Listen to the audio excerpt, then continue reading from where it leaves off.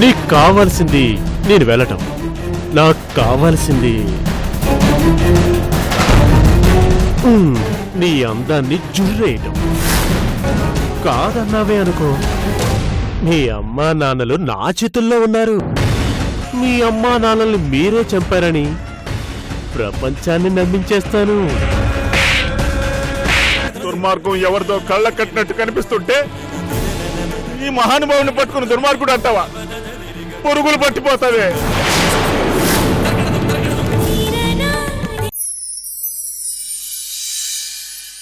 ఈ అవమానాలు నీకు అవసరమా?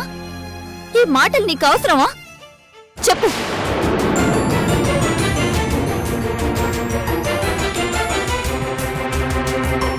నేనేం చేయాలి?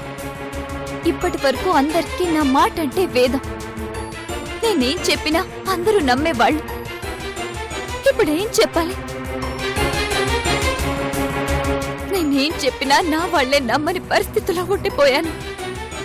లోకానికి వాడెవరో చెప్పాల్సిన అవసరం లేదు, కానీ నీ తల్లిదండ్రులకైనా వాడెవరో తెలియచేయి.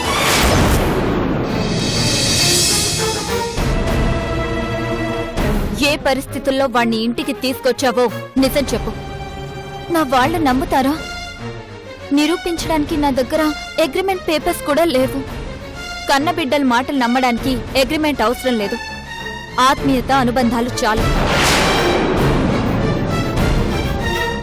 కన్నీళ్లతో నువ్వు చెప్పే ప్రతి మాట నీ తల్లిదండ్రులు వింటారు,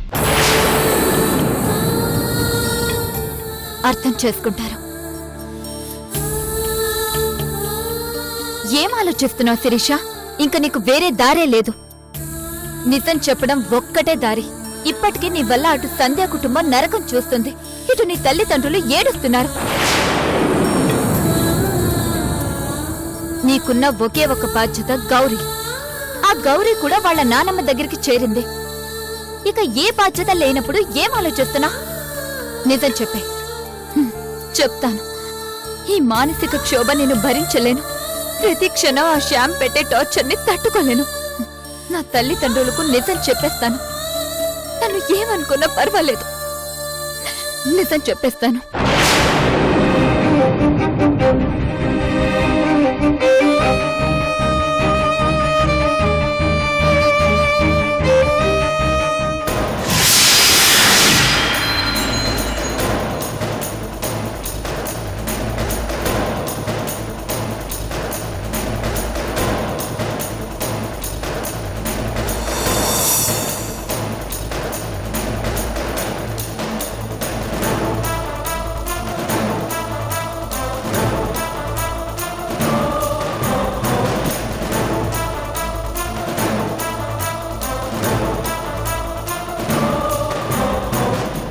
ఏంటి నాన్న, లైట్ కూడా వేసుకోకుండా ఇలా కూర్చున్నారు? మిమ్మల్ని ఇలా చూస్తుంటే నా గుండె తరుక్కుపోతుంది. ఇలాంటి కూతుర్ని ఎందుకు కన్నానా అని మీరు కుమిలిపోతున్నారు కదా?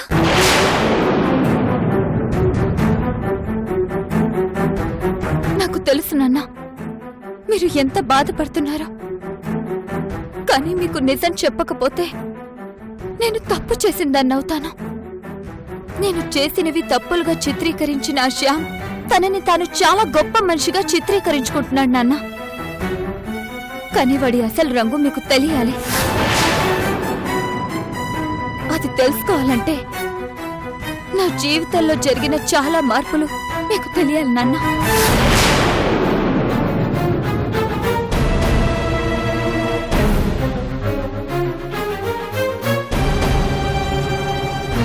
మీరు అనుకుంటున్నట్టుగా నేను శ్యామ్ని ప్రేమించి పెళ్లి చేసుకోలేదు నాన్న. నేను కేవలం కార్తీక్ అతని మరదలి మెళ్ళో తాళి కట్టడం కోసం ఈ శ్యామ్ అనే వాణ్ణి అగ్రిమెంట్ మీద తీసుకొచ్చాను నాన్న. కేవలం కార్తీక్ ని నమ్మించడం కోసం తప్ప నేనతన్ని పెళ్లి చేసుకోవాలని తీసుకురాలేదు. నాకసలు పెళ్లి చేసుకోవాలనే లేదు నాన్న. కాకపోతే మీరే దగ్గరుండి దేవుడి గుళ్ళో తాళి కట్టించారు.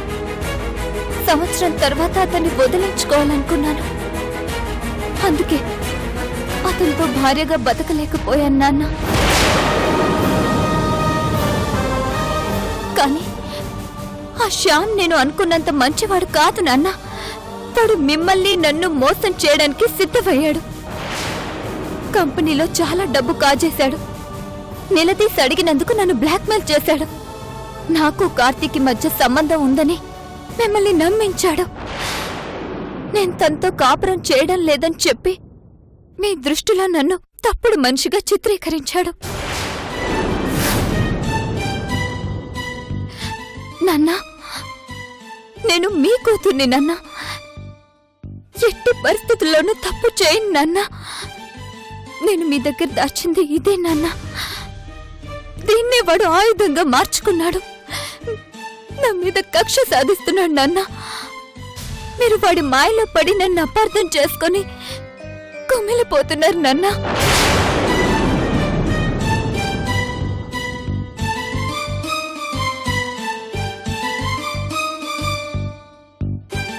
నేను చెప్పేది నిజం నాన్న. నా మాట నమ్మండి.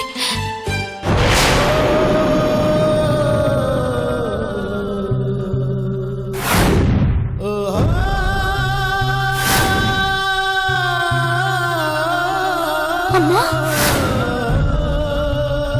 నాన్న,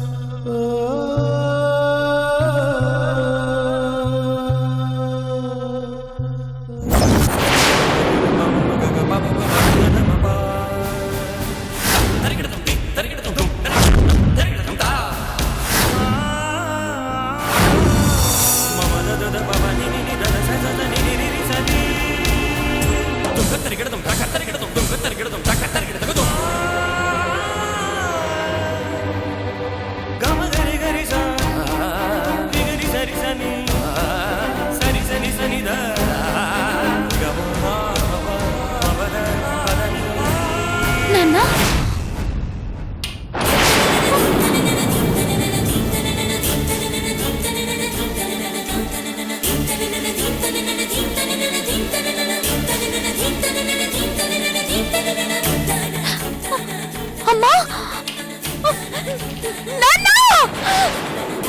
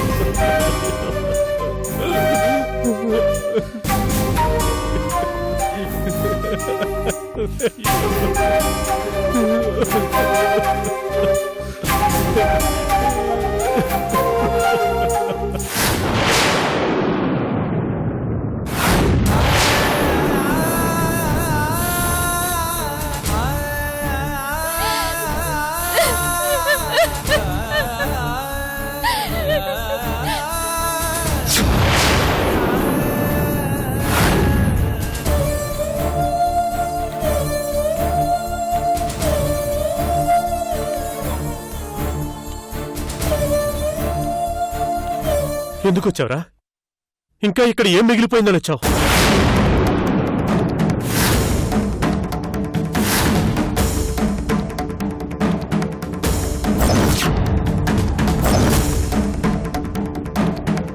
అయిపోయిందిరా, నీ వల్ల నా శిరీష్ అమ్మా నాన్న లేని అనాథ అయిపోయిందిరా.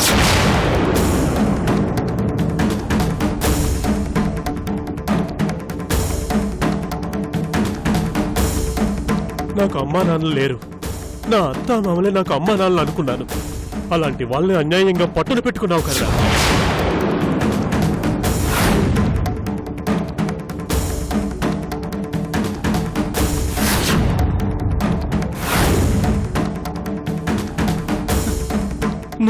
నేనా?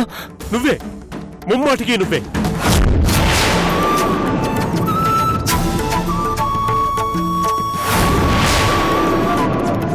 నీకు శిరీషకి మధ్య అక్రమ సంబంధం ఉందని వాళ్ళకి తెలిసి గుండె పగిలి విషం తాగి చచ్చిపోయారా.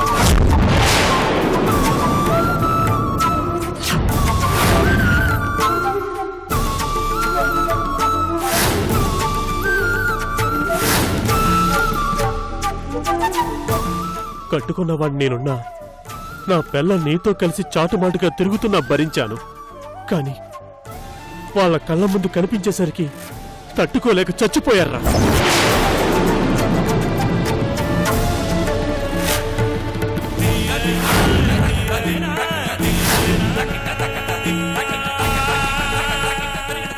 రాయ్, నిన్ను కొడతావా?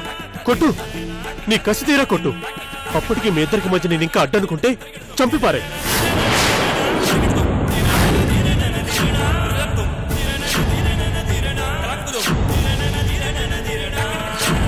రాయ్, నిజంగా నిన్ను చంపేస్తాను.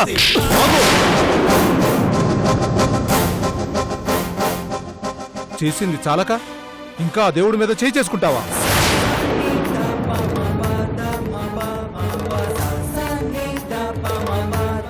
సిగ్గులేదా? చదువుకున్న వాళ్ళ ఉన్నా సంస్కారం లేదా?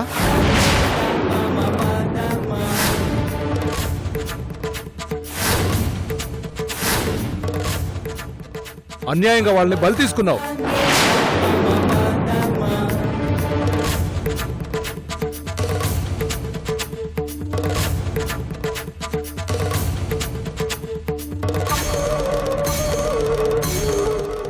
ఏమ్మా, వాడికి బుద్ధి లేదు సరే, నీ బుద్ధి ఏమైంది?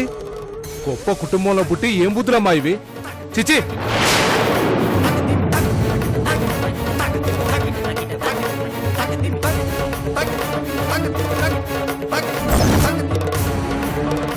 అన్యాయంగా పెద్దవాళ్ళని పొట్టన పెట్టుకున్నావు కదమ్మా, నిన్న దేవుడు కూడా క్షమించడు.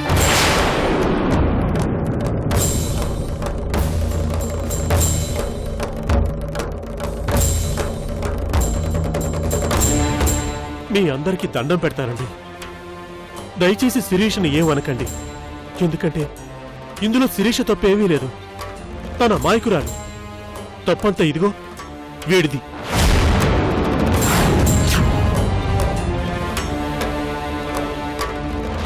ఏవో కళ్ళబొల్లి కబుర్లు చెప్పి నా భార్యను వల్ల వేసుకున్నాడు.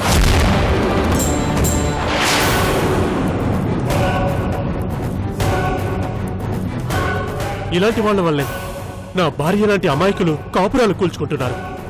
నా అత్తమామ లాంటి వాళ్ళు ప్రాణాలు పోగొట్టుకుంటున్నారు.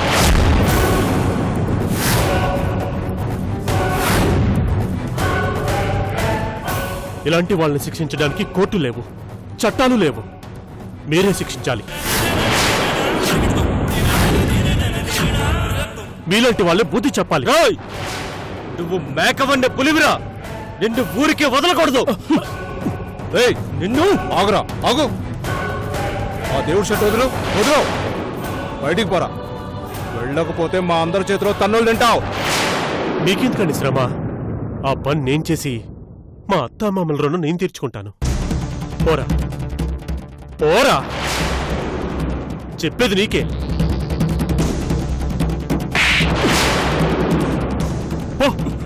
పోరా.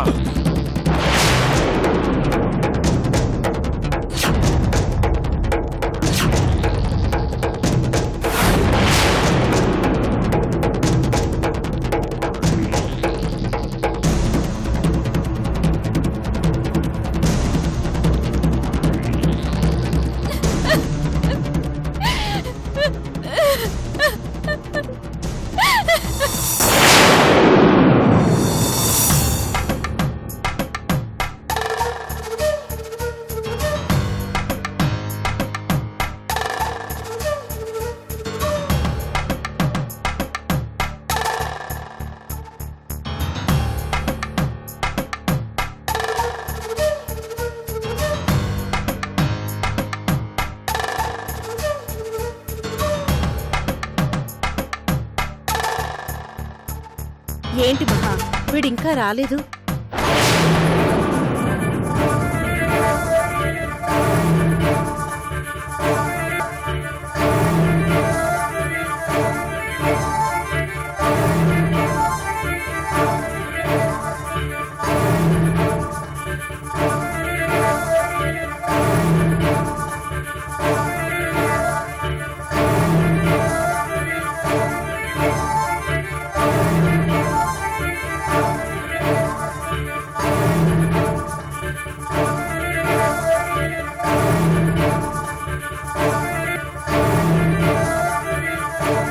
కార్తీక్,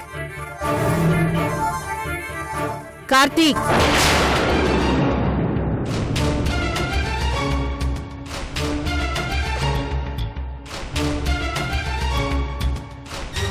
ఎక్కడికి వెళ్ళొస్తున్నావురా? అడుగుతుంది నిన్నే. ఎక్కడికి వెళ్ళొస్తున్నావు? శిరీష వాళ్ళ అమ్మా నాన్న చనిపోయారమ్మా. అయితే పలకరించడానికి వెళ్ళావా? లేక ఇదే అదనుగా శిరీషను కలిసి దాంతో మరింత చనువుని పెంచుకోవడం కోసం వెళ్ళావా? అమ్మా! ఎందుకు అరుస్తావు? ఏ, నేను చెప్పిన దాంట్లో తప్పే ఉంది. నువ్వెందుకెళ్ళావు?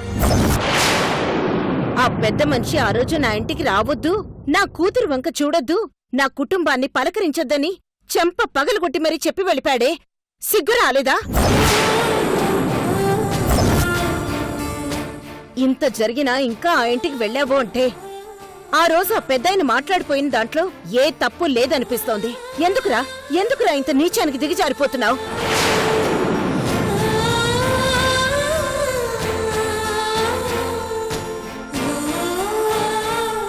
కన్న తల్లి కంటే, కట్టుకున్న భార్య కంటే, దాని కడుపులో పెరుగుతున్న బిడ్డ కంటే నీకు ఆ శిరీష్ ఎక్కువైపోయిందా? దాన్ని అంతలా చూడకుండా ఉండలేకపోతున్నావా? ఇంతకంటే మా ఇద్దరిని చంపేసి దాంతోనే ఊరేగలేకపోయావా? బావుండేది. ఎందుకమ్మా, ఎందుకంతంత మాటలంటావు? పాపం అమ్మా, వాళ్ళ అమ్మా నాన్న చనిపోతే చూసి రావడం కోసం వెళ్ళాను. ఎంతైనా తను నాకు కావలసిన మనిషి. ముక్కు మొహం తెలియని వాళ్ళ ఇంట్లో మనుషులు చనిపోతేనే చూడ్డానికి వెళ్తాం. అలాంటిది శిరీషకు అంత అన్యాయం జరిగితే పలకరించడం కూడా తప్పేనా? తప్పే, ఖచ్చితంగా తప్పే. నీ గురించి ఎంత దారుణంగా మాట్లాడాడు, ఎన్నెన్ని మాటలన్నాడు. ఆ రోజు ఏం చెప్పావు? నాకేం పాపం తెలీదమ్మా, నువ్వు వెళ్ళొద్దని నేను చెప్పాను, సరే అన్నావు. మరి ఈ రోజు పాపం అని వెళ్ళావు అంటే నీకు అవకాశం దొరికితే వెళ్ళిపోతావు, వెళ్ళి పలకరిస్తావు. నిజంగా అవకాశం దొరికితే ఆ శిరీషతోనే ఉండిపోతావా? అమ్మా! ఎందుకు అరుస్తావు? ఇంత జరిగిన తర్వాత కూడా నువ్వు అక్కడికి వెళ్ళావంటే ఆ రోజు ఆయన అన్నవన్నీ నిజాలే అనిపిస్తోంది.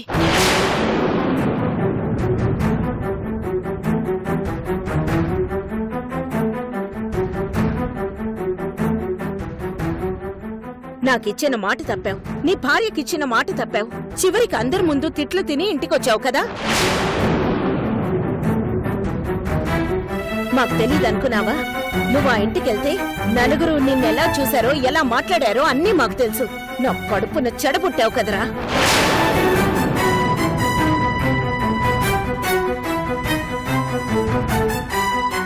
ఈ దరిద్రం చుట్టానికేనా నన్ను ఆ రోజు బతికించా? ఛీ!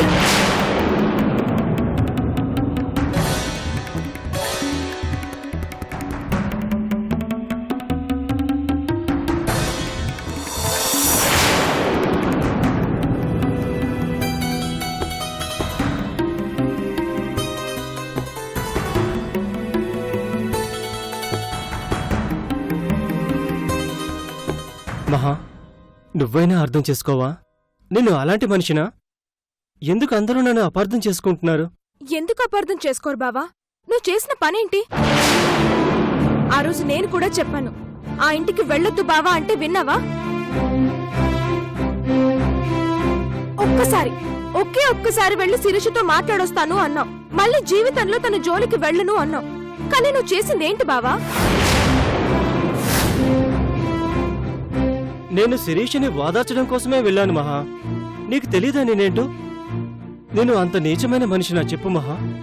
నా మీద నీకు నమ్మకం లేదా?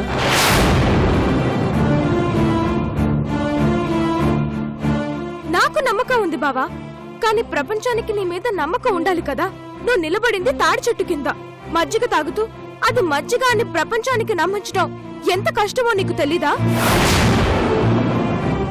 ఏది తెలియకుండా చేస్తే అది పొరపాటు, అన్నీ తెలిసి చేస్తే దాన్ని ఏమంటారు బావా? ఆ రోజు నేను శ్యామ్ ఎలాంటి మనిషి చూశాను. నీతో పాటు నేను శిరీషకి అతని గురించి చెప్పాలని చూశాను, కానీ మన మాట వినలేదు. నువ్వు నేను ఇద్దరు అవమానాలు పడ్డాం.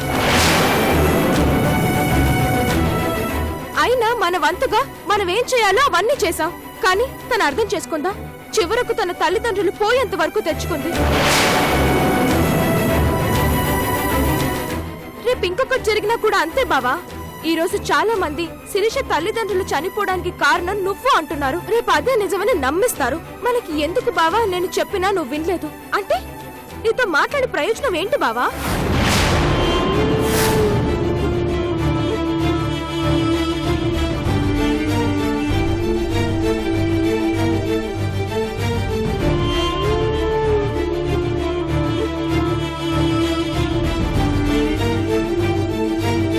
బావా, నమ్మకం అంటే మాటల్లో చెప్పడం కాదు బావా, చేతల్లో చూపించడం. నీ మాటలు నేను నమ్మను, నీ చేతులే నన్ను అత్తని నమ్మించాలి.